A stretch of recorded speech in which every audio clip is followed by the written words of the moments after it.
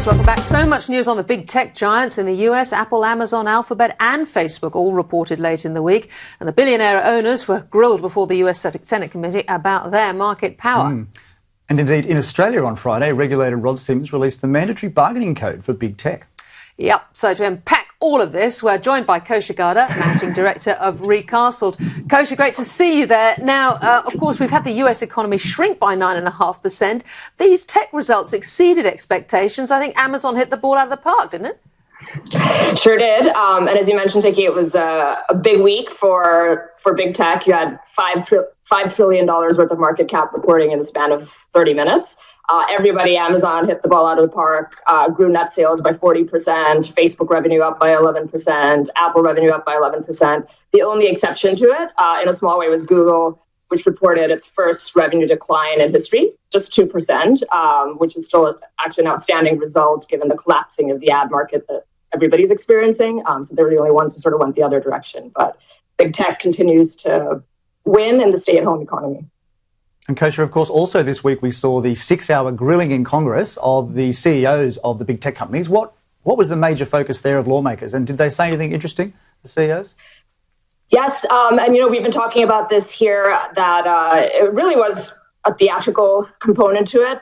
As I've been saying, where this was in the it was a congressional hearing in the Judiciary Committee where they don't have law enforcement authority, so it was more of an information gathering exercise, and it probably just a visual component of having those 4 CEOs having to explain why their market dominance makes sense or why it's better for the consumer. It was sort of what we got out of it. There were a few key moments back and forth with questioning, but I would say nothing really that substantially new, and the markets actually didn't really care one way or the other. They, in fact, all closed higher at the end of the day. So Kosha, were they convincing about the use and abuse of data? I mean, they were prepared with their rebuttals to the questions. There was a pivotal moment, for example, where Jeff Bezos was asked about how they could justify exploiting seller data of small companies for which Amazon is kind of providing the infrastructure for them to reach consumers around the world. And he sort of couched it by saying that their policy is to not exploit that data, but he couldn't guarantee that that's happening. I think that made a lot of news. Probably not so convincing for people who are watching the nitty-gritty of it, but it didn't really make much of a difference in terms of the market. And just closer to home now, Gada, of course, the ACCC released the mandatory bargaining code this week, whereby traditional media would negotiate with big tech. Now, I understand companies have 45 days, will have 45 days to negotiate some agreement. If they don't, it will go to arbitration. Do you think that most of these negotiations will end up in arbitration? It was interesting news, and I think Australia has actually taken a pioneering role in this. It's the first instance globally where what they're really going after is trying to level the playing field in terms of bargaining power, where any news organization in Australia that earns more than $150,000 in revenue can come together in one pool and bargain against them. It's very possible that a lot of things will end up in arbitration, but to me, this still is a downstream compensatory measure that does little to alter the fundamental power structure that we live in now in this digital world, that really rewards aggregation of content rather than creation of content. And so, it could conceivably be that Google or Facebook decide to exit the news aggregation business in Australia altogether, and it really wouldn't make a dent in their overall What sort of likelihood do you put on that? I mean, ultimately, that is a threat that they can make, and of course, that would be very unpopular with the general public. What's the likelihood, do you think?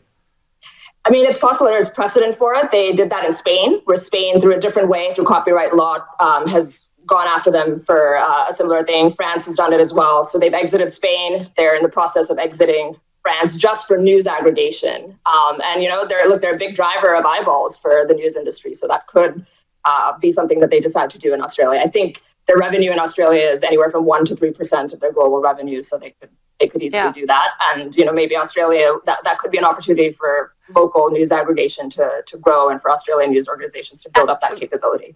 And I guess, Kosha, I suppose fines are one thing, but, somewhat drop in a bucket for these businesses.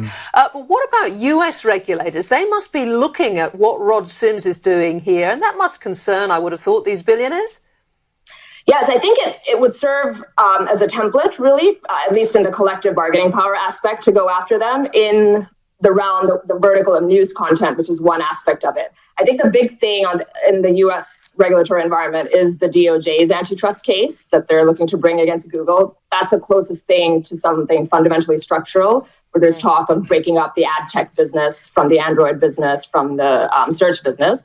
It's a big deal. We've seen recent cases like Microsoft failing, where initially the government won, but then it was overturned on appeal. So we'll see if that happens or not, but I think that's kind of the closest to anything fundamental, whereas all these other measures are trying to right the ship a little bit downstream, but it doesn't really change the ecosystem all that much.